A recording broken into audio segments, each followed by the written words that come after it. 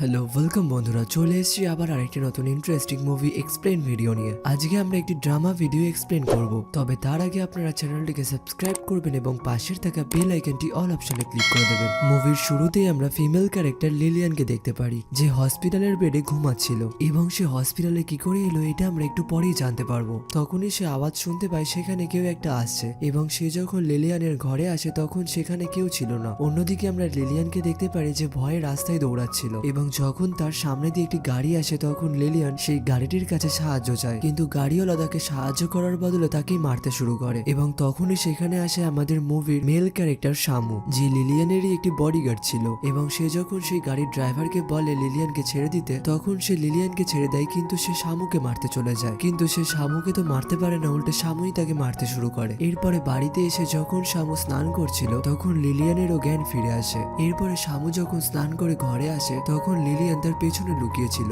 এবং সে যখন শামুকে ছুরি দিয়ে মারতে যায় শামু তখনই তার হাতটাকে ধরে নেয় এবং বিছানার মধ্যে শুইয়ে দেয়। এরপরে আমরা 3 বছর আগের সিন দেখতে পারি, যেখানে লিলিয়ান এবং তার হাজবেন্ড চ্যানজুনের বিয়ে হচ্ছিল এবং তারা যখনই কিস করতে যাচ্ছিল তখনই সেখানে একটা মেয়ে আসে এবং মেয়েটি তাদের কাছে গিয়ে লিলিয়ানের গায়ের ড্রেসে যেগুলো লেগেছিল সেইগুলো হাটিয়ে দেয়। তখনই লিলিয়ান তাকে বলে যে লিলি, তুমি আমার বিয়েতে এসছো, আমি তো ভেবেছিলাম তুমি আমার বিয়েতে আসবেই না। তখন তার উত্তরে লিলি বলে, আমার বেস্ট ফ্রেন্ডের বিয়েতে আমি কি করে না এসে থাকতে পারি। এই কথা বলার পরে সে লিলিয়ানকে জড়িয়ে ধরে এবং সে তখন চ্যানজুং এর দিকে তাকিয়ে থাকে। এখানে আমরা জানতে পারি তাদের দুজনের অনেক আগে থেকেই রিলেশনশিপ ছিল। তখন লিলিয়ান তাকে বলে, তাহলে চলো আমরা 3 জনে মিলে একটা ফটো তুলে নিই। তখনই তারা 3 জনে মিলে যখন ফটো তুলছিল তখন লিলি তার হাজবেন্ড অর্থাৎ চ্যানজুং এর হাতের ওপরই হাত রাখছিল এবং চ্যানজুং তখন সঙ্গে সঙ্গে তার হাতটাকে সরিয়ে নেয়। এর পরের সিনে আমরা লিলিকে দেখতে পারি যে একটি সোফাতে শুয়েছিল। তখনই চ্যানজুং তার কাছে আসে এবং তাকে বলে, তুমি তোমার এইসব কাজকর্ম করা বন্ধ করবে, না হলে আমরা যে প্ল্যানগুলো ভেবেছিলাম সেইগুলোর মধ্যে কোনোটাই সফল হবে না। তখন ইনোসেন্ট ভাবে লিলি বলে, আমি তেমন কি করলাম, এবং বলে, আমি তোমাকে কোনো জিনিসে অ্যাট্রাক্ট করি না। এই কথা শোনার পরে চ্যাংজুন লিলির পায়ে হাত গোলাতে শুরু করে এবং বলে, আমার ওয়াইফ যদি এই সবকিছু জেনে যায় তাহলে আমাদের কোনো প্ল্যানই সফল হবে না। এই কথা বলার পরে তারা দুজনে মিলে রোম্যান্স করতে শুরু করে। অন্যদিকে আমরা লিলিয়ানকে দেখতে পারি যে রেডি হচ্ছিল।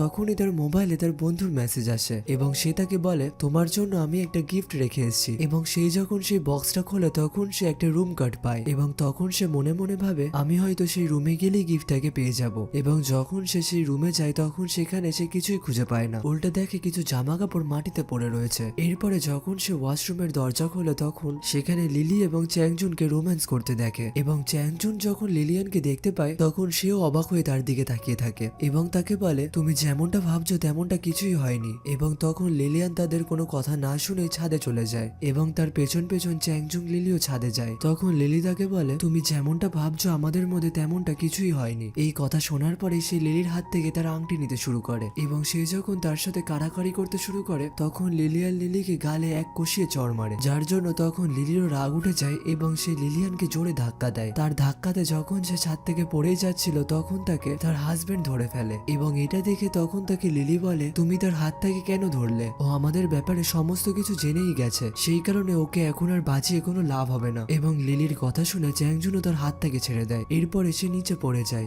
এবং সেই কারণে সে হসপিটালে অ্যাডমিট ছিল। অন্যদিকে আমরা চ্যাংজুনকে দেখতে পারি সে সমস্ত কোম্পানিটাকেই তার নিজের হাতে নিয়ে নিয়েছে এবং সে লিলিয়ানের কোম্পানির সিইও হয়ে গেছে। এমনকি তার ওয়াইফ অর্থাৎ লিলিয়ানের সমস্ত শেয়ারও তার নামেই হয়ে যাচ্ছিল। আসলে সে এই কাজটাকে খুব তাড়াতাড়ি করতে চাইছিল, কারণ তার আগে যাতে লিলিয়ানের জ্ঞান না ফিরে যায়। সকালবেলা যখন সে অফিসের জন্য তৈরি হচ্ছিল তখন সেখানে লিলিও ছিল। আসলে লিলি এবং চ্যাংজুন এখন একসাথেই থাকে এবং লিলির একটা বিষয় তার উপর রাগ, সেটা হচ্ছে সে এখনো চ্যাংজুনের সাথে বিয়ে করেনি। আসলে চ্যাংজুন এখনো লিলিকে বিয়ে করেনি, তার কারণ হচ্ছে চ্যাংজুনের ওয়াইফ অর্থাৎ লিলিয়ানের শেয়ারগুলো এখনো তার নামে হয়নি। এইসব কথা বলার পরে চ্যাংজুনও সেখান থেকে চলে যায়। এরপরে লিলি একজনকে কল করে এবং বলে লিলিয়ানকে আজকেই মেরে ফেলতে। আর এটাই হচ্ছে সেই লোকটা যেই লোকটা লিলিয়ানকে মারতে গেছিল, কিন্তু সে তাকে মারতে না পেরে উল্টে সেই শামুর কাছে মার খেয়ে চলে আসে। অন্যদিকে লিলিয়ান যে শামুকে জিজ্ঞাসা করছে, তুমি আমাকে সেই দিন বাঁচিয়েছিলে, তখন তার কথায় হিমুও বলে, হ্যাঁ আমি তোমাকে বাঁচিয়েছিলাম। এবং তখন লিলিয়ান তাকে জিজ্ঞাসা করে, তোমার সাথে চ্যাংজুং এর কি সম্পর্ক রয়েছে,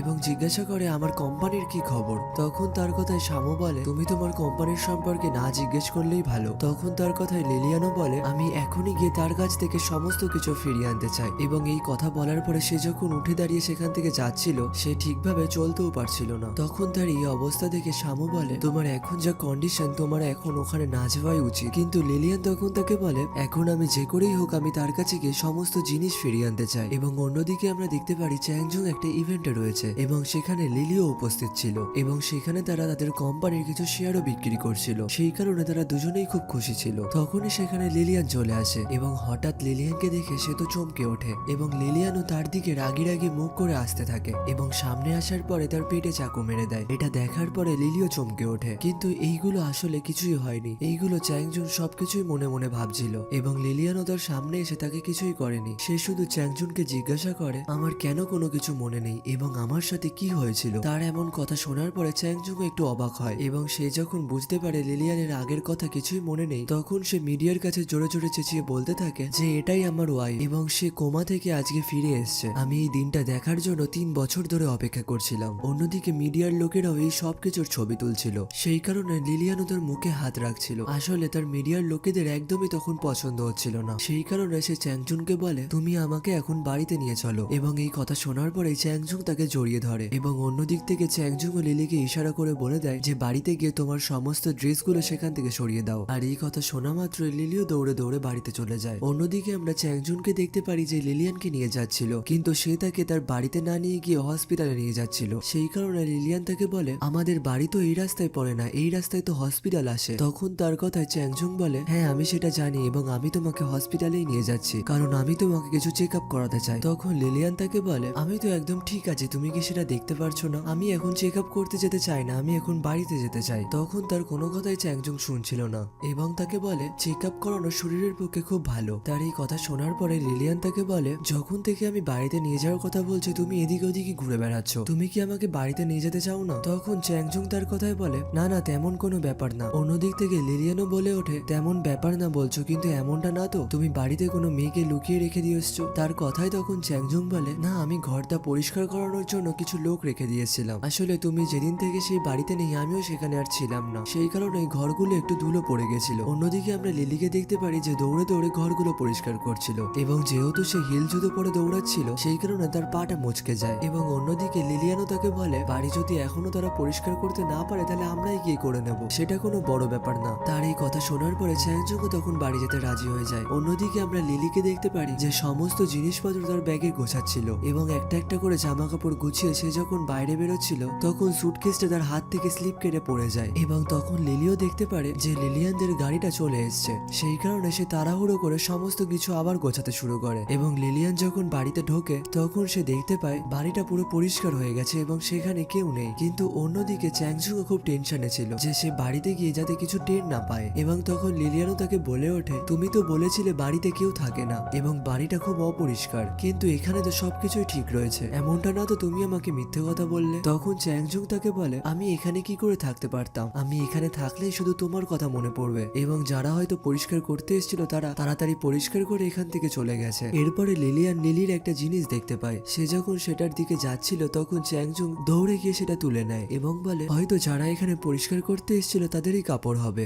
এবং লিলিয়ান যখন অন্যদিকে তাকায় তখন চ্যাংজুং দেখতে পায় লিলি তার পেছনে সোফার নিচেই লুকিয়ে রয়েছে। তাকে দেখার পরে সে লিলিকে বলে তুমি এখানেই চুপচাপ লুকিয়ে থাকো এবং অন্যদিকে লিলিয়ান তাকে জ্বালানোর জন্য আরো বলে আমি আসার পর থেকে এখানে একটা মেয়ের গন্ধ পাচ্ছি। তখন চ্যাংজুং তাকে বোঝায় যারা এখানে পরিষ্কার করতে এসেছিল তাদেরই কোনো গন্ধ হবে হয়তো। এবং এই কথা বলার পরে সে যখন সোফার দিকে হাঁটা শুরু করে তখন চ্যাংজুং লাফিয়ে সোফার পেছনে চলে যায় এবং লিলিও তখন সোফার উল্টো দিকে লুকিয়ে পড়ে। তখন লিলিয়ান তাকে বলে আমি এতদিন আমার বাড়িটাকে খুব মিস করেছি, আমি একটু ওপরে গিয়ে ঘরগুলো ঘুরে আসি। তখন চ্যাংজুং লিলিয়ানকে ওপরে পাঠিয়ে দেয় এবং লিলিকেও তার বাড়ির সঙ্গে সঙ্গে বাইরে বার করে দেয়। এরপরে লিলিয়ান নিচে আসে এবং চ্যাংজুংকে জিজ্ঞাসা করে যে লিলি কোথায় রয়েছে। তখন চ্যাংজুং তার কথায় অবাক হয়ে যায় এবং তাকে বলে এখন তোমার লিলির কথা কোথা থেকে মাথায় এলো? তখন সে তাকে বলে আমি বাড়িতে ঢোকার সময় লিলির গাড়ি পার্কে দেখেছিলাম, যেটা আমি তাকে তার জন্মদিনে গিফট করেছিলাম। এবং অন্যদিকে লিলি যখন গাড়িটা স্টার্ট দিচ্ছিল তখন লিলিয়ানও তার সামনে চলে আসে এবং তার গলার স্বর শুনে সেও চমকে ওঠে। আর এখানেই আমাদের এই এপিসোডটারও সমাপ্তি ঘটে। এপিসোডটির এক্সপ্লেন যদি ভালো লেগে থাকে অবশ্যই চ্যানেলটিকে সাবস্ক্রাইব করবেন এবং পাশের থাকা বেল আইকনটি অল অপশনে ক্লিক করে দেবেন। আবার দেখা হবে পরের ভিডিওতে, সবাই ভালো থাকবেন, সুস্থ থাকবেন, টাটা।